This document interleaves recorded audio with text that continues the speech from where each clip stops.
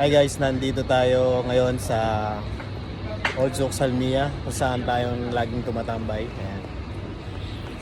Time check, 5:13 ng hapon. Ayan.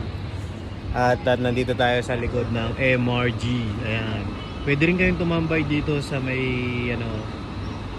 sa may tabi ng MRG. Maraming mga kainan dito ng mga Indian food, Nepali, Filipino, maraming mga mga pagkain na pwedeng kainan. At dito naman papunta dito, Little Manila. Ayan, makikita nyo Little Manila yan mga lods. Dito ang tambayan ko kapag off. Ayan, tambayan. Off ko ngayon, biglang off. Dito kami tumatambay minsan. Kaya mga lods, mga kaponga, punta kayo dito sa may MRG. Yan, maraming mga kainan. Sarap po yung chai nila.